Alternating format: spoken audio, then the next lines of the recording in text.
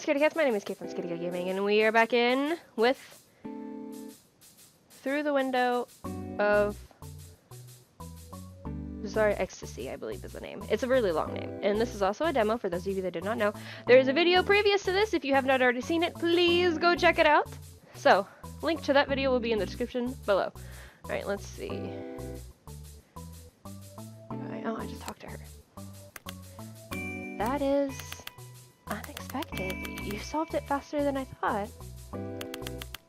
Evelyn seems a bit stunned when she looks at the answers I gave her. Based on her expression, I guessed I already win. So, how is it? Did I get them right?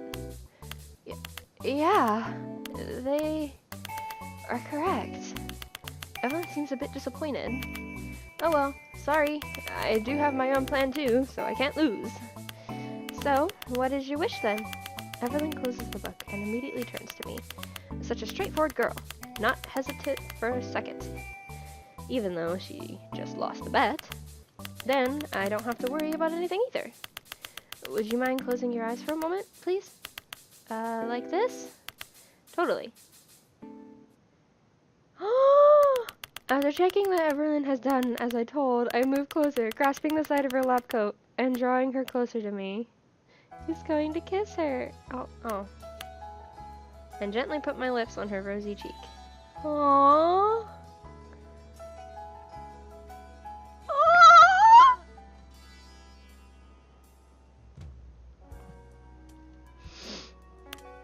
Huh?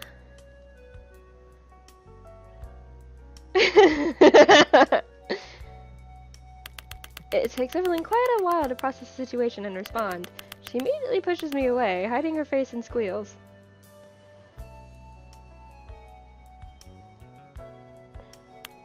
What? What did you just do? Why? Did I do anything wrong?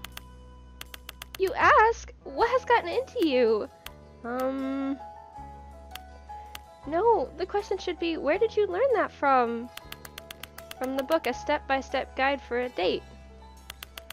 I reply while pointing at a book lying on the corner of the bed. It's titled exactly what I've just mentioned.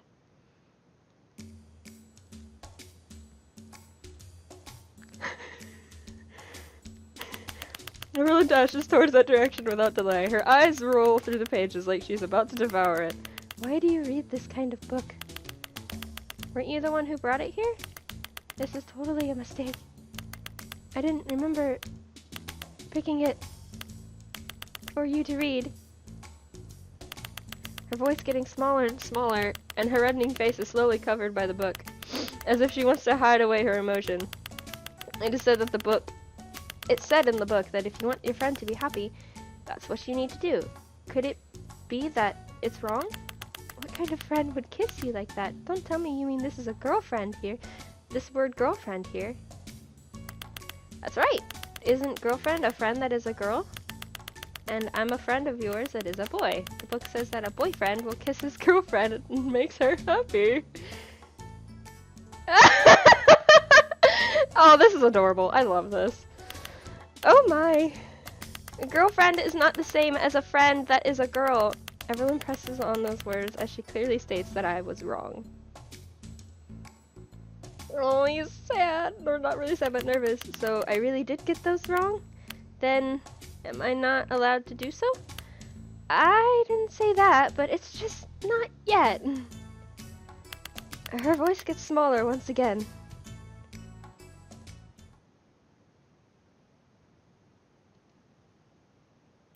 Shoving the book against my chest, she turns her back to me, hiding her embarrassed face as she's about to walk out. That's it for today. I will see you next time. Okay. See you later. Evelyn doesn't turn towards me, but I think I can hear some of her soft whispers. It sounds like she's saying idiot.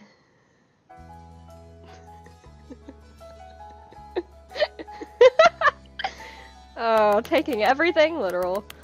Just like the last time, the door immediately closes after her. Maybe I didn't make her angry, but every step of hers gets faster and faster as she walks away, as if it could be overwhelming if she stays for any longer. I can't understand why she was so shy just because of such a small act like that. This is the first time I see her doing so. Human emotions are so complicated. Eyes lingering after Evelyn's silhouette, I mutter the thought that has been kept to myself the whole time. My one true wish, it was to be by your side, Evelyn. Oh, that's so cute. Don't tell me that that's the end. Hey, Cliff. Do you want to read a book with me? Sure. Let's see. Once upon a time, there was a human girl and an android boy. She was lonely, and he was born to be her friend. They lived happily until one day. The boy was infected with a virus. Fortunately, he was fixed and was given a human form. And they lived happily together again. Oh! Good for them. But how can a human girl and an android boy live long together?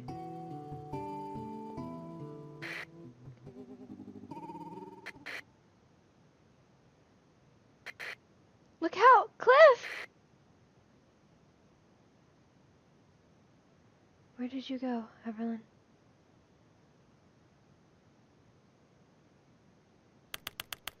I can feel myself floating in a boundless space. There is no beginning, nor any end.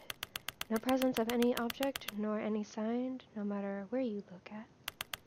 I can't even see myself, as no light exists in this place. Only the darkness, the silence, and the lonesomeness. Suddenly, a familiar voice emerges, just in time to keep me from freaking out. Cliff! It's the voice of a person I know so well. But instead of the usual mellow voice, the one I heard is fragmented, continuously distorted, just like sounds coming from an old cassette tape. And I try to reach out to where the voice comes from. A series of fuzzy images keep showing up in my head. No matter how much I try to stay calm, those images just come and go so uncontrollably, just like how my eyes keep twitching when I see them. I attempt to respond to the calling of that hazy silhouette, yet words are stuck in my throat. The more I try to reach, the farther that figure becomes. How frustrating I am at my own incompetence. But I cannot let it go that easy. I muster all of my strength and yell out to that person. Evelyn!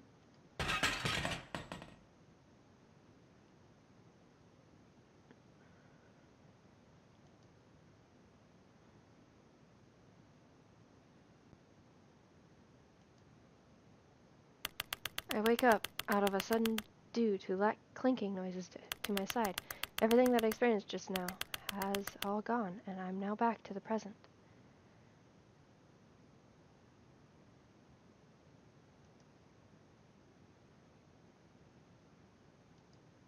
Was he dreaming? I'm probably not floating determinedly anymore, since I can see myself lying on a sturdy long couch. Instinctively, I look around to check my situation. This doesn't seem like the room that I've been in. The differences in the structure are enough for me to tell that it's not my old room, but overall, they look the same. There are different kinds of machines surrounding me. Just a look, and it's enough to tell this is an experimenting room. It is possible that while I was unconscious, they moved me to another room. For what purpose? I don't know yet.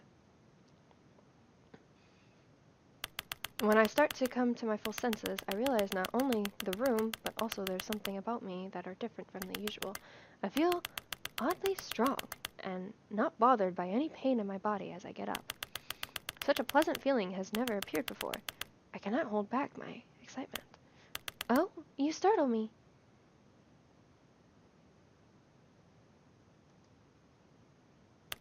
A strange voice comes up from the side, which I haven't yet to check. When I turn towards that direction, I see a woman, tendiously collecting all the kinds of tools like knife and scissors lying around on the floor. Then thinking back, I guess they caused the noise that woke me up. And I'm not familiar with this person.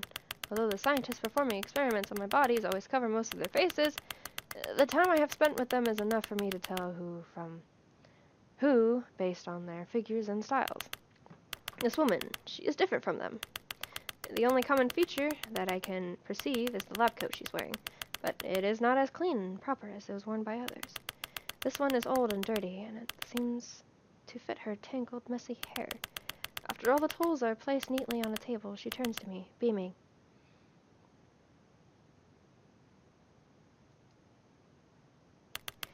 At long last, you're awake. How are you feeling now? Fine. A cold answer, like how I always do. Even when we meet on a daily basis, the scientists never treat me anything more than an experimenting specimen. So I learned to respond just right to their answers. Not as expectation this time. However, the one in front of me just then unexpectedly frowns.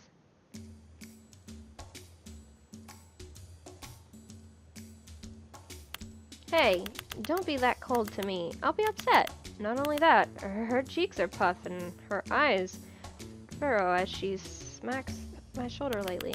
I'm totally confounded. She treats me like we're friends. Isn't it like she is here to dissect me? Some of the scientists from before? As if that woman could read my mind, she carries on.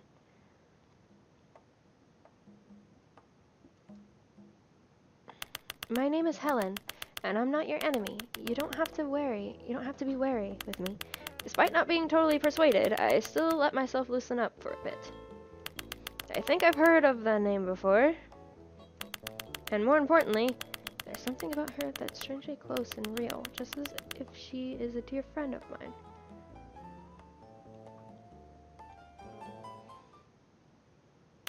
All of a sudden, a sharp pain in my head emerges.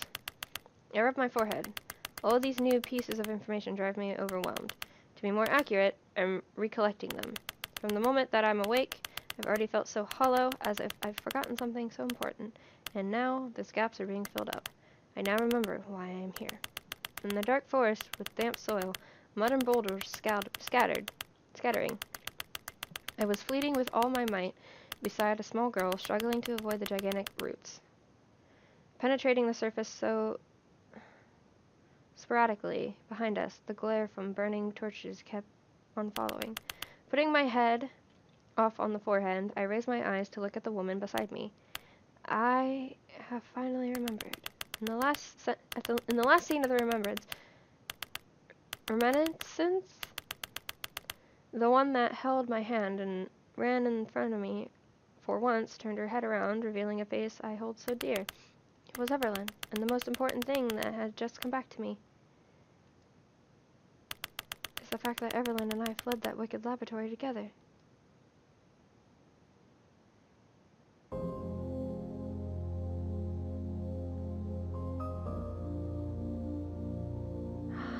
Oh my gosh!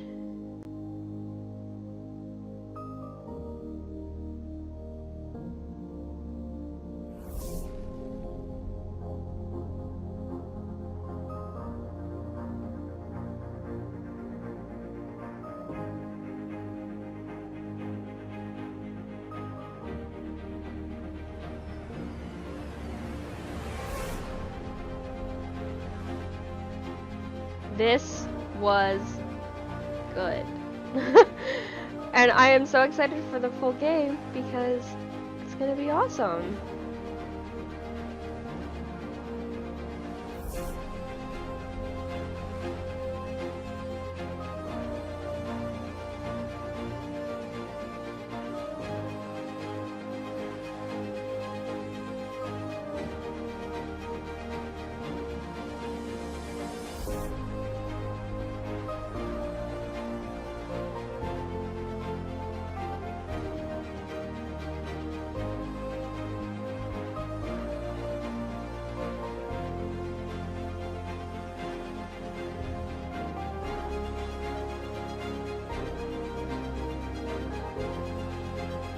Sorry, I immediately got quiet. I didn't mean to get quiet like that.